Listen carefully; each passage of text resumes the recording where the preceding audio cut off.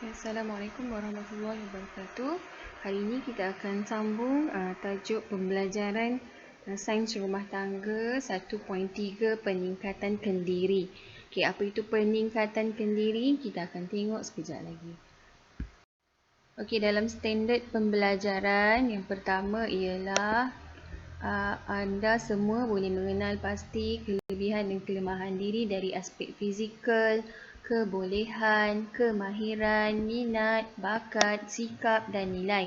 Okey, yang kedua, menerangkan maksud dan kepentingan peningkatan kendiri. Yang ketiga, menjelaskan kaedah untuk mendapatkan maklum balas dalam proses peningkatan kendiri. Dan yang keempat ialah membandingkan tahap pendidikan, kemahiran dan pilihan kerjaya dengan matlamat pendapatan peribadi. Okey, kita pergi kepada mengenal diri. Apa itu mengenal diri? Mengenal diri ialah pandangan awak sebagai manusia, okey, dan gambaran yang terhadap diri anda sendiri. Ada 7 semuanya. Yang pertama ialah fizikal. Maka apa itu fizikal? Fizikal bermaksud mengetahui sifat tubuh badan sendiri, apa yang anda ada pada diri anda. Contoh, okay, orang itu kurus dan tinggi, okay, wajahnya ada jerawat, itu adalah dari segi fizikal. Okay, biasanya orang akan merasa rendah diri kalau dia tak tinggi lah, dia tak handsome lah dan sebagainya. Tapi itu adalah fizikal awak. Awak kena berfikiran positif. Okay, yang kedua adalah dari segi kebolehan. Apa itu kebolehan? Kemampuan seseorang untuk melakukan tugas atau kemahiran tertentu.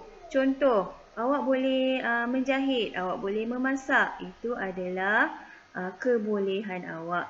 Okey, dan ada kalanya setelah mencuba sesuatu yang baru, okey, dia tahulah dia boleh buat tu. Contoh, awak boleh menganyam ketupat, baru belajar sekali je awak dah pandai.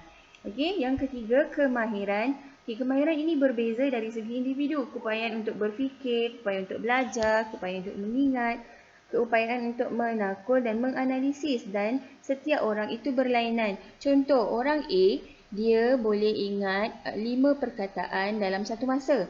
Orang B, dia hanya boleh ingat 3 perkataan je. Jadi itu adalah kemahiran yang berbeza. Okey, yang keempat adalah dari segi minat. Apa itu minat?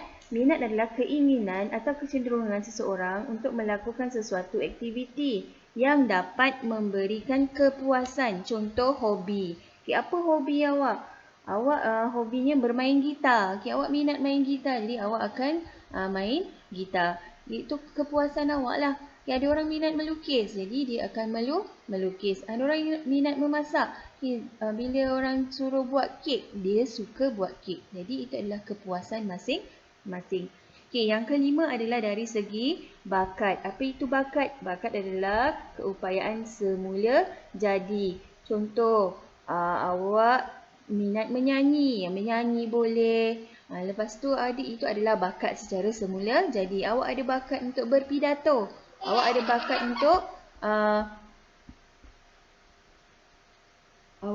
untuk memberi ceramah dan sebagainya. Itu adalah bakat secara semula jadi. Yang keenam adalah sikap. Okay, sikap ini berbeza. Okey, daripada individu dan individu yang lain, okey, yang akan dapat dilihat semasa pergaulan, semasa kita berinteraksi, okey, dan aktiviti sosial. Contoh, terdapat peluang atau galakan yang positif, maka wujud sikap positif dalam seseorang individu. Contoh, kalau dia dalam keluarga dia, orang-orang dalam keluarga suka bercakap perkara-perkara positif. Jadi dalam secara tidak langsung, dia juga akan bercakap perkara-perkara yang positif. Okay, itu adalah dari segi sikap. Sikap itu dapat dilihat daripada pemerhatian. Okay, dan yang terakhir adalah nilai. Apa itu nilai? Nilai adalah pegangan dan pertimbangan terhadap sesuatu. Nilai akan mempengaruhi seseorang untuk membuat keputusan.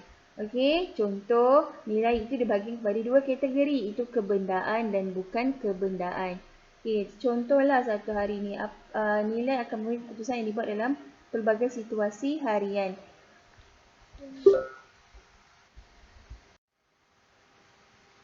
Okey, kita pergi kepada peningkatan kendiri. Peningkatan kendiri adalah persepsi seseorang terhadap diri sendiri, sama ada kelemahan dia atau kekuatan dia yang dia ambil daripada sudut positif ataupun negatif. Okey, konsep kendiri yang positif itu apabila individu itu dapat menilai dan memberi pendapat tentang kebaikan dan kekurangan, dan dia juga dapat maklum balas daripada orang lain. Okey, contohlah orang itu kata, bagusnya awak ni orang yang bertanggungjawab, orang yang baik. Jadi awak akan merasa gembira. Jadi itu adalah pandangan dan tanggapan positif orang terhadap awak. Okey, dan sebenarnya dalam peningkatan kendiri ini, ia melibatkan dua faktor. Yang pertama ialah genetik dan yang kedua adalah faktor persekitaran. Okey, genetik ini melibatkan kecergasan emosi dan bentuk tubuh badan. Contohnya perhubungan emosi awal dengan ibu bapa. Okay, kalau ibu bapa awak tu orang yang positif, okay, dia selalu bersama-sama dengan awak, okay, makan malam bersama-sama. Jadi itu adalah sesuatu yang memberi pengaruh positif kepada awak. Jadi itu sebenarnya apabila ibu bapa dapat meluangkan masa bersama anak-anak, ia juga dapat membina keyakinan dalam diri. Okey, faktor yang kedua adalah faktor persekitaran. Okey, pengaruh rakan sebaya dan media massa. Contoh, apa yang awak tengok sekarang? Selalu kita tengok awak tengok YouTube, tengok pengaruh influencer main game dan sebagainya. Itu adalah pengaruh persekitaran dari segi media massa. Okay, dari segi rakan-rakan pula, contohlah contoh yang negatif lah saya bagi. Kalau kawan itu merokok, automatik dia akan ajak awak merokok. Itu adalah faktor persekitaran. Okey, ada dua kaedah mendapatkan maklum balas peningkatan kendiri. Okey, peningkatan kendiri itu menyebabkan awak buat dua ujian. Satu, ujian psikometrik. Satu lagi, ujian aptitude. Apa itu ujian psikometrik? Ujian psikometrik ialah satu prosedur untuk memerhati tingkah laku manusia dan menerangkan dengan bantuan skala numerikal atau sistem kategori. Okay, biasanya psikometrik ni awak buat, pihak kaunselor yang akan buat. Okey, apakah dia punya tujuan? Untuk mengukur kebolehan, minat, sikap dan personaliti, kecenderungan, kemahiran berfikir dan kemahiran menyelesaikan masalah awak. Awak jawab soalan dia, biasanya dia ada soalan-soalan yang berkaitan dengan diri awak. Jadi jawab dengan jujur. Itu adalah ujian psikometrik. Okay, dan yang kedua adalah ujian aptitude. Apa itu ujian aptitude? Ujian ini untuk mengenal pasti kebolehan dan bakat semula jadi pelajar dalam melakukan sesuatu perkara dengan mudah dan cepat. Okey, contohnya apa tujuan dia? Okey, untuk meramal kejayaan murid dan dalam pembelajaran seterusnya. Okey, memberi gambaran jelas dan jenis bidang aliran yang sesuai dengan awak. Kalau ujian aptitude ini, selalunya kalau orang nak sambung belajar lah. Okay, awak biasanya minat bidang apa? Bidang sains ke, okay, contoh bidang kemasyarakatan, okay, bidang arts ataupun kita panggil bidang seni. Okay, kita buat ujian aptitude. Okey, ini pula ialah perbandingan tahap pendidikan, kemahiran dan pilihan kerjaya dengan matlamat pendapatan. Okey, contoh kalau awak hanya ada SPM, okey, pilihan kerjaya yang sesuai mungkin kerja kerani, kerja kilang. Okey, dan biasanya gaji atau permulaan pendapatan awak tak banyaklah, hanya 1,000 berbanding kalau awak mempunyai diploma. Okey, kalau bidang awak bidang kejuruteraan. Okey, kalau cikgu dan sebagainya, dia lebih kepada bachelor pendidikan ataupun ijazah sarjana. Mungkin permulaan gajinya dalam 2,200. Kalau awak ada master sarjana teknologi, okey, pertanian, awak boleh jadi pegawai yang lebih tinggi dengan gaji yang lebih besar. Kalau awak ada PhD, awak contoh jadi pensyarah dan sebagainya, gaji mungkin lebih besar. Ya, jadi itu adalah perbandingan. Kalau awak tengok SPM dengan orang yang mempunyai diploma ataupun ijazah, gaji permulaannya berbeza. Okey, kita pergi pada aktiviti yang dapat membantu pembelajaran kendiri. Pembelajaran kendiri ini adalah berpusatkan belajar awak sendiri. Apa yang awak boleh buat untuk meningkatkan kemahiran awak? Yang pertama, menggunakan carta, poster, grafik, penggunaan multimedia dalam aktiviti pembelajaran. Contoh, awak boleh buat YouTube ke, okay? Awak belajar dan sebagainya. Belajar melalui YouTube, belajar melalui hands-on. Hands-on ni biasanya melalui eksperimen lah. Okay, belajar melalui pendengaran, kuliah macam ni awak kat kelas lah, pergi kelas hari-hari. Okay, dan awak membuat segala kerja-kerja rumah, menghafal nota, okay, membuat gambaran semula.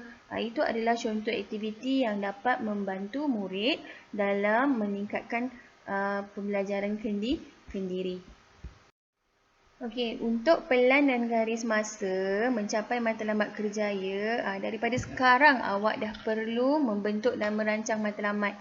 Okey, awak nak ambil SPM. Okey, awak sekarang ni bidang apa? Awak dah ada bidang elektif. Apa elektif yang awak dah ambil? Jadi awak kena rancanglah daripada sekarang. Umur awak sekarang adalah sekitar 16 tahun. Okey, dan yang kedua adalah membuat pemilihan bidang untuk memasuki institusi pengajian tinggi. Awak nak pilih, awak nak masuk mana? Contoh, kalau awak ada SRT, okay, awak ada seni. Okey, awak boleh memilih bidang di UiTM. Pilihlah universiti mana, IPTA mana yang awak minat. Kalau awak minat memasak, awak nak masuk college ke, awak minat nak jadi jururawat, awak pergi cari bidang kejururawatan. College yang menawarkan bidang kejururawatan. Okey, membuat pada umur 20 hingga 24 tahun, membuat pemilihan beberapa kerjaya dan kemudian memfokuskan satu kerjaya yang benar-benar anda minat berdasarkan kelayakan akademik.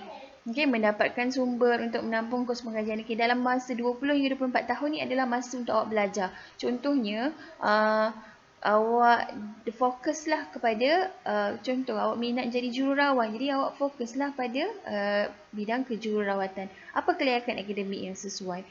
Okey, kalau umur 24 hingga 35 tahun ni dia adalah lebih kepada memenuhi apakah keperluan kerjaya itu? Latihan, okey, awak pergi kursus berkaitan dengan kerjaya awak, awak akan menjelaskan hutang pendidikan. Biasanya kita buat pembelajaran ini, kita belajar sambung ijazah, biasanya kita berhutang lah. Contoh dengan PTPTN, kita ambil beasiswa dan sebagainya.